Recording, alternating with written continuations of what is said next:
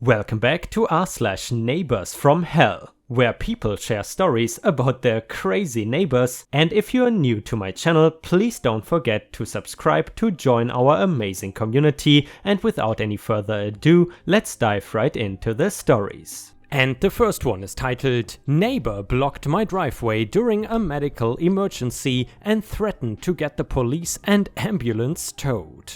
There is way more excitement in this story than I can abbreviate in the title. This might be a little bit long, so I'm just going to get straight into it. Me and neighbor share a driveway, and he clearly does not seem to like this fact. Even though it is wide enough for both of us, he tends to like to park his car either right in the middle or even in the street to block me. One time he did not like how I parked and actually called the towing company to have my car towed, claiming that I was in his private driveway and he did not know who the car belonged to. He also moved my trash cans because they were on his property, but they weren't. Basically, this guy had serious boundary issues in the sense that he wanted everything even near his property to be considered his. Now, this particular day he was parked on the street blocking my car in, which was annoying on its own. I had bigger issues to deal with because my elderly mother who lived with me had not been feeling very well lately. Unrelated story cut short, she basically was found to have issues with her heart, and we were told that if certain signs happened to get her to the hospital immediately. Well, she was showing these signs and I did not want to waste a moment thinking before I called 911 and got an ambulance on the way. The only reason that I even knew about his car was because as the paramedics were tending to my mother, one pulled me aside to talk to me. "Paramedic? Is that your car parked out front? The street is too tight, so we cannot open the back of the ambulance unless you move it." Me, my car is in the driveway. What car is it? He describes the car and I know right away it is my neighbor's and go out to see the situation. He was not just parked in front of the driveway like I had assumed, and he probably was before. No, he was actually sitting in his car and stalling right in the middle of the street. He moved up so close to the ambulance that they could not get the back door open, and the entire time he was screaming at them from outside of the car window. I asked if they wanted me to go talk to them, but they said they would handle it. I don't know about other areas, but where I live, when an ambulance is called, they also send a police car with them, just in case, I guess. Anyway, I was able to overhear the entire thing because of how loud he was screaming and honking the horn, forcing the officer to yell as well. "Neighbor, get the hell off my property. You need to leave right now. You are violating my rights." Policeman, "Sir, this is a medical emergency and we need you to move for the ambulance." Neighbor, "You cannot tell me what to do on my own street. You are not welcome to park in front of my house. I'm going to stay right here to stop you from leaving and make sure that all of you get towed." Policeman, "We are called here for an emergency, and if you don't stop right now, I will have to arrest you for interfering with us." Neighbor, "The only one getting arrested is you for going near my property without my permission." The policeman gave up at this point and decided to walk up to the neighbor's car door and try to open it. I guess he was going to pull him out to arrest him and move the car so my mother could actually get in the ambulance. If you want to know why the ambulance simply did not move, just know that I'm the last house on a dead-end street, and because of where neighbor was keeping his car, they did not even have the room to turn around, let alone move forward anymore to get her in. Neighbor, I guess, finally realized he was going to be in trouble, and as soon as the policeman got to his car door, he put it in reverse and stepped on it. He went backwards until he could turn around and get out of the street. The policeman had to jump back so he would not get hurt from this guy's driving. I did not actually know for a while what happened with him because I was in my car following the ambulance to see how my mom was. She thankfully was fine and I was able to come back home after a couple of days. I know that most of you are excited to find out what happened to the neighbor, because it was kind of obvious that he wasn't going to just get away with doing that to a policeman and paramedics without some kind of consequence. They knew his car and where he lived, so it really did not take long before they caught him and were able to arrest him, but it took me a while to find out exactly what he was charged with. I thought he was just going to get a fine or something for threatening them, and I was wrong, as they decided it was going to be a lot more serious than that. I also found out that some of it was dependent on my mother, because if she ended up worse because of him, he could be charged with that as well. Since she was fine though, he only got charged for the things that happened that night. The first of which being interfering with emergency services, which on its own held a big fine and potential jail time for him, depending on the seriousness of it. Then it was actually attempted assault when he almost ran over the policeman when he was fleeing. The best part in my opinion though was that because of the maneuvering and speeding he did, they also charged him for reckless driving and had his license taken away. Since he wasn't home at the time though, they needed to get a tow truck to take his car away, so after all of that, the karma was so sweet. He was not considered a danger to anyone though, so he was let out without bail until the day of his trial. Those details were kept a little more private, and I was not able to find out exactly what happened. His sister has been taking care of the house though, so I know that at least he's going to be in jail for a little while. I guess Neighbor did not think that going after people like the police would have actual consequences after getting away with bullying regular people like me for so long. In the meantime, though, I am enjoying that nice big driveway for myself most of the time and just happy that my mother is doing okay. I'm not that upset since she ended up okay at the end, I just find it a story that has such good karma, it needs to be shared. I don't know when or if he is coming back to his house, but I have a feeling if he does, he is going to have changed a little bit. A personality like that, I have a feeling, he's going to learn in jail pretty quickly that he cannot just bully people and decide that everything is his property. And yeah, Ripe Stars, I'm curious, have you ever lived next to any neighbors that were professional bullies like this guy? And if so, did they also get a healthy dose of karma somehow? Please let us know in the comments if you have ever experienced anything similar. And in general, if you enjoy the Neighbor from Hell stories, then please don't forget to post some star emojis in the comments, as that would really help my channel. Thank you so much in advance.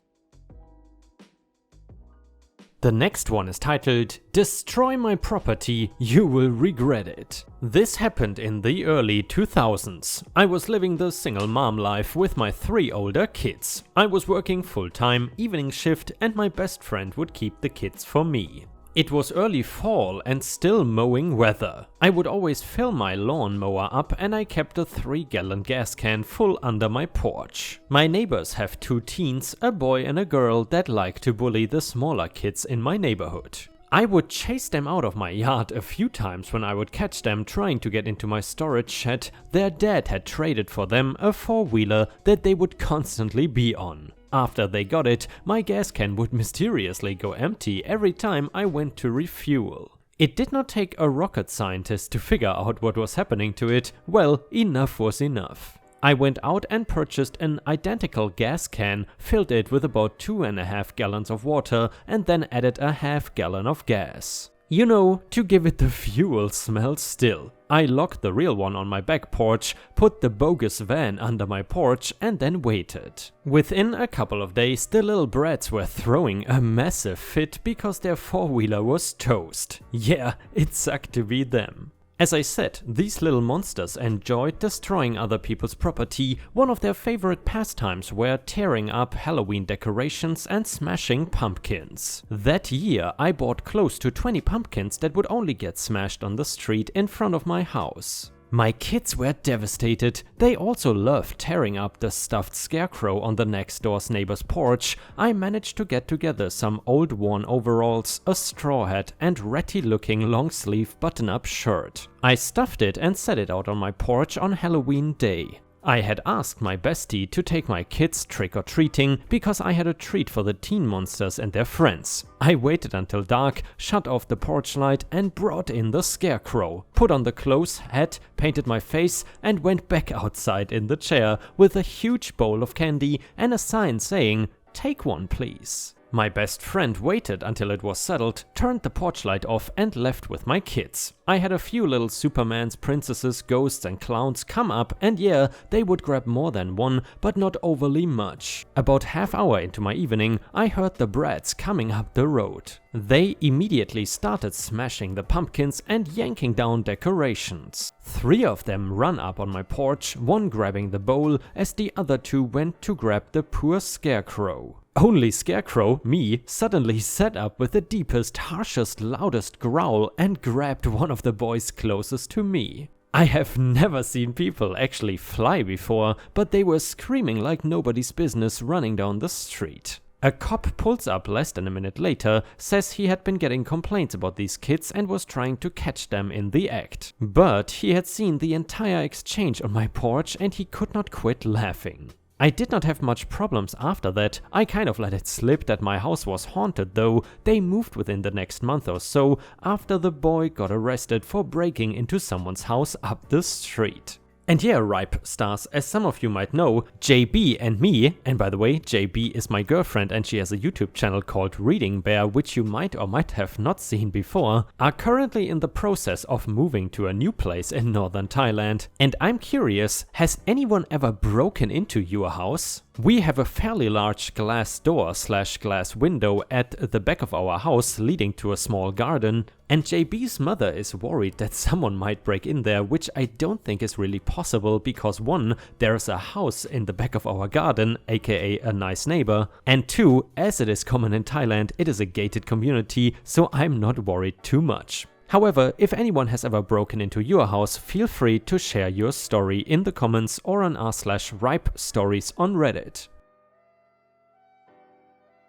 The next one is titled Wi-Fi Revenge. I live in a rural area. Some of my family are mixed race. Our road used to be a village a long time ago, but now it is just 10 houses on a mile of road with acreage behind each house. When we moved here, one neighbor in particular was difficult to get along with. He keyed my vehicle and wrote slurs on it, amongst other things. The sheriff was no help. But that was a few years ago and we got past it. It helps that the rest of the neighbors like us, but not him so much. He had hacked into his neighbor's cable lines and had run a cord from another neighbor's outside electric socket and used their electric without their permission and stole tools from garages, stuff like that. We keep our property neat, help shovel walks and look in on the couple of elderly folks in the neighborhood, so most folks like us. Last summer I noticed that hateful neighbors, HN for short, house seemed to not be lived in.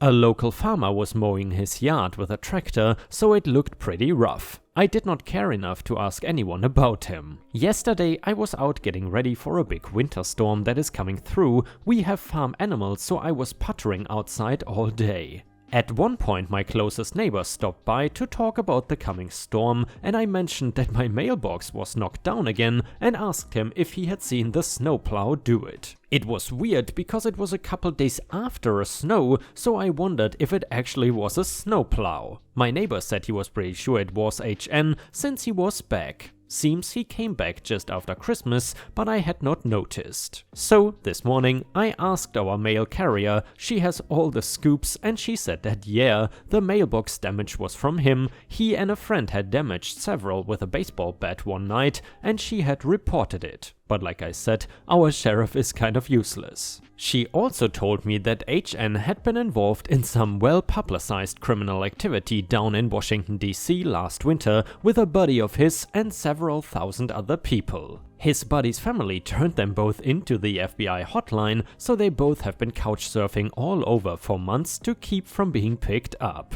They ran out of friends and money and had to come back. She said when she took out his mail, he had asked why there were utility trucks out. He wondered if they were tapping the phone and electric lines and was paranoid until she told him it was probably because of the storm coming, but he still seemed freaked out, she said. Then she kept on her route because it was starting to rain and soon it will change to freezing ice. So I came in, happy that all the animals are safe and snug, and I made a cup of hot tea and changed my Wi-Fi name to FBI Surveillance. Edited to add, I did call the FBI tip line yesterday. Shortly after posting this, I commented after I had, but I know there are too many comments to sort through to see that. And yes, this is the same neighbor I had posted about before. This was going to be an update on that post, but the other one was removed by the mods, so I did not link to it. And Ripe Stars, I'm curious, have any of your neighbors ever tried to steal your Wi-Fi, or rather, tried to use it without your permission? If so, what did you do to avoid this? Let us know in the comments what happened. And the next one is titled Deposit Revenge. Many years ago, I rented an apartment for 2 years and never had any issues, always paid rent on time. At the time I used an online bank that did not issue checkbooks, so I would enter a check amount and the recipient online and the bank would print it up and mail it out. This is how I paid my rent, and these checks expired 90 days after the date they were written for. Anyways, after I moved out, I had to pester my landlord for about 2 months to get my security deposit back, which was the same as 1 month's rent. I called and texted him dozens of times and never got a response. So one day on the 1st of the month, I staked out my old building because I knew he always came to collect the rent checks that people would slip into the mail slot. When he showed up, I confronted him and he told me he had not gotten back to me because he was in the hospital with a heart attack and that he would not be giving my deposit back because the cupboards were dirty. They weren't actually. I wiped down every surface and there was some mold above the shower, which was true, but it was minimal, and the paint and drywall were not damaged. He told me I should have told him about the mold and he would have handled it before it got that bad. I probably could have challenged it somehow, but I was young, it was my first time renting, and I was unfamiliar with renters' rights. Fast forward another month or two, and he calls me up and tells me one of my rent checks bounced. I told him that is impossible because the money is placed on a hold as soon as the check is printed. Then he changes his story and says his secretary lost the check behind the desk and they found it more than 90 days later. I told him he should have told me he lost the check and I would have cancelled it and sent a new one, but since he held on to my security deposit for no legitimate reason, I was not feeling inclined to help him. I hung up and never heard from him again. And the next one is titled My Super Classy Neighbor. This will be a long post, but I just had to post somewhere about my super classy neighbor. At any given point in the day, I see her sitting out on her driveway smoking pot and watching people. I never see her doing anything but sit there, scream at people and smoke pot. She doesn't have an actual job or hobby, her husband is working a lot and we don't see him much, and for the most part he is friendly, so the issue is literally 100% this chick. These are just a few of the stories off the top of my head. She shares a driveway with her Hispanic neighbors. During our last big snowstorm, she shoveled her driveway in such a way that while she could get out perfectly, she ended up building a 4-foot wall impeding on the neighbor's portion of the driveway, making it impossible for them to get out. When the guy came out to take it down, she starts screaming at him while he remained calm and kept saying over and over how she was building a wall. Her Hispanic neighbor's house has an older mom that lives there with 2 of her daughters, one of the daughter's husband and their kid who was going to the elementary school with us. The daughter and husband got divorced and the kid was only living there part-time because of shared custody with his dad, but they didn't want to change schools for him. Classy neighbor called the school district when registration time came around and told them that the son doesn't live there anymore. Needless to say, they had to register the son at a new school because of her phone call. Because this was totally her business. In addition, on the first day of school a couple of years back, I was with my son who was lined up with the hundreds of other kids. She was there with her daughter and for whatever reason, she was cursing up a storm at the principal in front of all the kids. This happened for about 5 minutes and they finally asked her to leave and she was screaming, "This is BS," over and over as she walked home with her daughter. I will never forget the look on her poor daughter's face because she looked just so humiliated. Furthermore, we have a community pool that is open to all of the homeowners. She brought her kids there a few days ago and saw a couple of Hispanic people. She started screaming at one of the board members who happened to be there about how the pool is only open to people who are actual homeowners. The point here is, these people are actual homeowners. Moreover, she loves calling the city about everything she possibly can. She called the city about her neighbor's tree because something about it is a fire hazard. Her neighbors had to pay $1,500 to have it cut down. She has also called the city on the neighbor's house behind her about their porch light being too bright. She called the city about people parking constantly. The upside is someone finally called the city on her and she had to pay to cut 2 trees down. Serves her right. We have seen her on multiple occasions standing in the middle of the cul-de-sac taking pictures of people's houses. This is likely because she has nothing better to do than to call the city on stupid things.